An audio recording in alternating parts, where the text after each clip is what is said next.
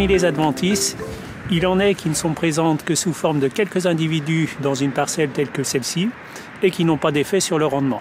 De plus, alors que certaines espèces peuvent se rencontrer en dehors de la parcelle, il en est certaines qui semblent inféodées en fait aux champs cultivés, c'est-à-dire qu'on ne va rencontrer que dans la parcelle, voire en bordure immédiate. On parle alors d'espèces messicoles, étymologiquement, de plantes qui habitent les champs.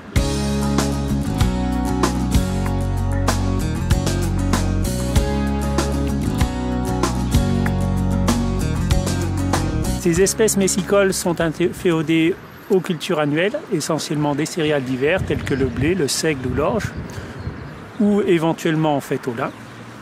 Et elles sont spécifiques en général à chacune de ces cultures.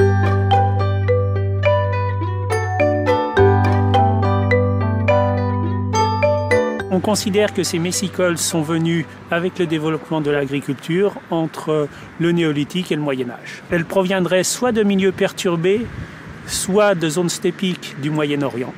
Et elles sont parvenues en Europe de l'Ouest avec les céréales qui ont été cultivées progressivement.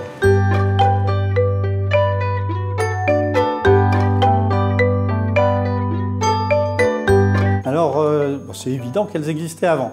Bon, est-ce qu'elles étaient exactement les mêmes? Ça, c'est une question fondamentale très intéressante.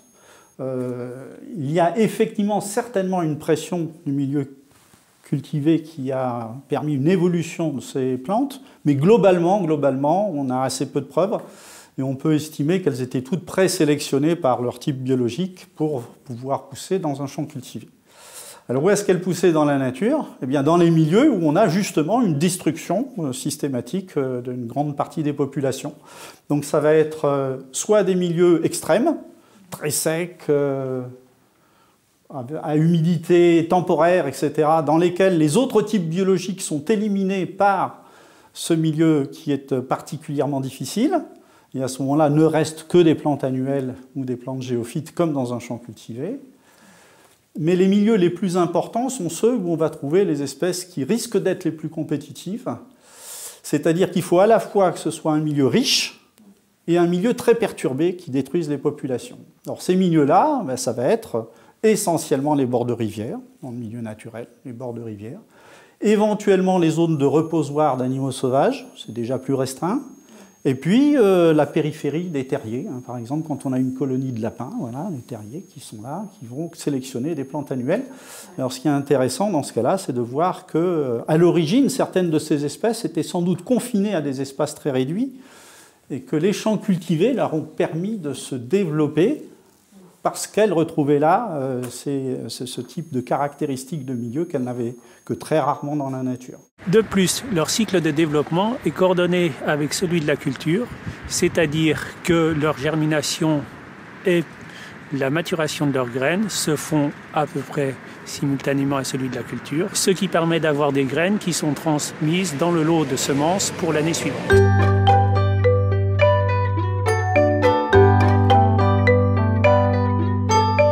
Dans la majorité des cas, ce sont donc des plantes annuelles qui germent à l'automne ou en cours d'hiver, qui se développent au printemps, qui vont fleurir au début de l'été et qui vont fructifier en cours d'été.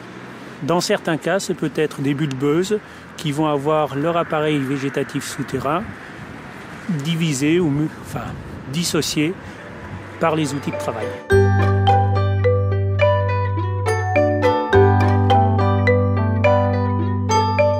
Alors que leur histoire commune avec les cultures est particulièrement ancienne, les effectifs des messicoles ont, pour l'essentiel d'entre elles, fortement diminué avec la mécanisation et l'industrialisation de l'agriculture dans la seconde moitié du XXe siècle. Quelle que soit la diversité des microclimats, des types de sols, des techniques culturales qui peuvent assurer une biodiversité importante, s'il y a intensification, de toute façon, cette biodiversité est totalement annulée. Alors du coup, les endroits où on va trouver cette biodiversité, donc les messicoles, si on prend l'exemple précis des messicoles, c'est-à-dire des espèces qui sont adaptées uniquement aux moissons, donc aux céréales, eh bien, il faut aller les chercher dans les régions françaises où on a encore une agriculture traditionnelle, dans laquelle les sols ne sont pas trop profonds. Il ne faut pas qu'il y ait des sols limono-argileux de plateaux trop profonds, de façon à faire un travail du sol relativement superficiel, mais quand même bien soutenu. Dans laquelle on utilise encore des jachères ancestrales, non pas les jachères PAC, qui n'ont aucune biodiversité, dans lesquelles il y a encore des parcours de pâturage, par les ovins en particulier.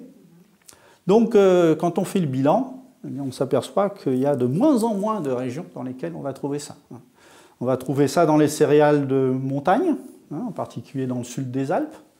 On va retrouver ça sur quelques plateaux traditionnels comme la Cerdagne ou les Grands Causses, qui sont deux endroits très riches. Et puis on va trouver ça dans quelques départements où il y a encore une agriculture traditionnelle en place, avec des parcours de moutons. En particulier, les deux départements les plus riches, c'est le Vaucluse et les Alpes de Haute-Provence. Donc voilà les endroits où il y a encore toute cette richesse présente. Malheureusement, plein d'endroits en France, en particulier le bassin parisien, où toutes ces messicoles ont pratiquement disparu. En conséquence, des démarches de conservation de ces messicoles se sont développées, avec en particulier un plan national d'action et différents réseaux qui essayent d'en maintenir les populations.